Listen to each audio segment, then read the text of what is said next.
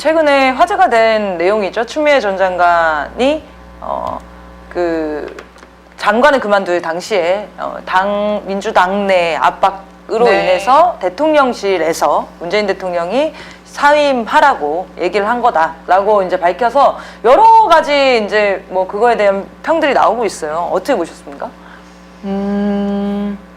선 안 넘으려고 지금 아주 노력하시는 것 같은데? 추미애 전 장관에 대해서요? 네. 저는 정말 좋게 봤습니다. 네, 정말 좀 좋았어요. 네. 추미애 전 장관이 크게는 어쨌건 두 가지를 이야기한 거잖아요. 하나는 이낙연 당시 당대표 맞나요? 그 사람이 압박을 넣었다. 네, 이낙연의 어떤 압박, 그러면 안 됐었다 이런 얘기를 한 거고, 검찰 개혁이 우리 촛불 국민들의 어떤 뜻이고 의지였는데 그 개혁을 끝까지 완수하지 못한 것에 대한 어떤 정치적 성찰, 그리고 그 과정에 있었던 대통령의 어떤 의사 이런 것들을 표현한 건데요. 저는 굉장히 좋았습니다. 저는 되게 그 의도가 좋았던 것 같아요. 네. 그리고 뭐냐면 촛불에 그 당시에 나왔던 사람들이 이 전후 과정에서 원인과 분석, 교훈을 못 찾았기 때문에 촛불 국민들이 너무 실망하셨다는 거예요. 그 이후에 그 사안들에 대해서. 근데 명확히 짚어가고 필요가 있다라고 하면서 이제 발표로 고백을 하신 거거든요. 그리고 문재인 대통령에 대해서 객관적인 평가가 필요한 시기가 왔다라는 생각이 들었어요. 전 정치적 판단이 참 좋다라는 생각이 들었습니다. 이 이야기가 사실 새로이 드러나는 현안은 아니잖아요.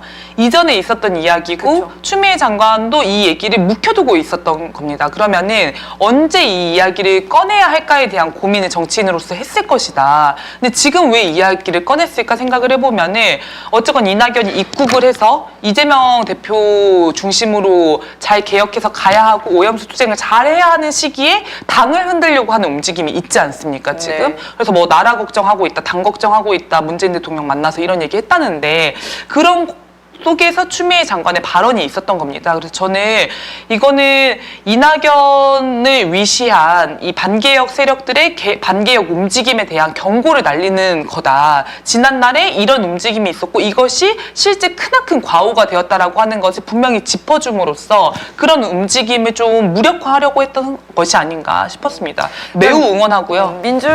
민주당의 강력한 개혁이 지금 필요하다고 생각하시는 것 같아요. 그래서 등장한 거잖아요. 네. 참 추미애 전 장관 너무 멋있는 분이에요. 네, 그래서 약간 그 추미애 장관을 공격하는 세력이 있어요. 뭐 국힘당도 그렇고 조선일보도 그렇고. 그래서 그냥 거기서 전 자명해지지 않았는가. 잘하고 계신다. 이런 생각이 들었습니다. 복귀를 하자마자 아들에 대한 수사를 재수사한다고 하잖아요. 네. 어마어마한 공격이 다시 들어올 거라는 걸 뻔히 알고 있는 거거든요. 네. 그런데 눈빛이나 태도에서 꺾임이 없습니다. 그리고 말씀하시는 게 거침이 없어요. 네. 저는 그게 너무 마음에 들고 민주당 내에 개혁을 강하게 요구하는, 근데 이재명 대표가 하지 못하는 일을 할 사람이 등장을 했다. 네. 그런 중심축이 또 새롭게 형성이 되지 않을까. 큰 힘이 될 것 같다라는 생각이 들었습니다. 네, 그리고 추미애 전 장관이 예전에 뭔가 정치적 실수를 했었을 때 그 삼보일배 하면서 자신의 반성과 과오를 뉘우치는 일이 있지 않았습니까? 근데 그런 걸 보더라도 정치인으로서 상당히 좀 보기 드문 어떤 자신의 정치적 판단에 대해서 돌아보고 사죄할 수 있는 그런 힘을 가진 정치인이다라는 생각이 들고요. 또 그런 힘을 가졌기 때문에 당시에 검찰 개혁을 끝까지 완수하지 못했던 그 사안에 대해서도 촛불 국민에게 보고하고 또 앞으로 개혁을 더 잘 나가겠다라고 말하는 힘이 있었던 것이 아닌가 싶습니다. 그냥 민주당 내에서 자기 입지만 생각했더라면 이런 발언을 손쉽게 할 수가 없었을 거예요. 왜냐하면 이 발언을 하는 순간 민주당 내에서 공격도 거세질 것이라는 걸 분명 알았을 것이고, 말한 것처럼 아들이라든지 가족에 대한 압박도 상당히 거세질 것을 알았는데 지금 이 시기에 이 발언이 필요하다라는 판단을 했다라고 생각이 들고요. 저는 이런 추미애 전 장관 같은 정치인들이 지금 민주당 내에 더 많이 붙어줘야 될 때가 된 것 같습니다. 그래서 지금 윤석열 퇴진 촛불 대행진이 퇴진 촛불에서 사실 탄핵 국면으로 또 더 확대되고 넓어져야 되지 않습니까? 근데 그런 데서 이런 민주당 내에 개혁성이 강한 정치 세력이 확고하게 자리를 잡고 끌고 나가는 좀 이런 국면이 필요하지 않을까 싶습니다. 추미애 장관이 그 인터뷰를 보시면 그런 얘기를 하거든요. 지금 광장에 나오시는 촛불 국민들에게 힘을 줘야 된다. 네. 그분들이 지난번 개혁이 좌절됐을 때 큰 실망을 느꼈기 때문에 이분들이 얼마나 허망하시겠냐. 그러니까 국민들을 중심으로 사고하세요. 민주당의 네. 어떤 사람들도 지금 광장에서 촛불을 들고 있는 국민들의 마음을 정확하게 얘기하는 분들은 사실 없어요. 몇 명 없어요. 맞습니다. 있긴 있지만 몇 명 없습니다, 정말. 근데 추미애 전 장관이 그 얘기를 하는데, 이 사람이 정치를 하는 이유는 정말 광장에 있구나. 이 생각이 확 들더라고요. 그래서 예전에 추미애 심리분석 편을 그 김태현 선생님이 한 거를 보시면은 다시 뜨더라고요. 네, 그 얘기를 합니다.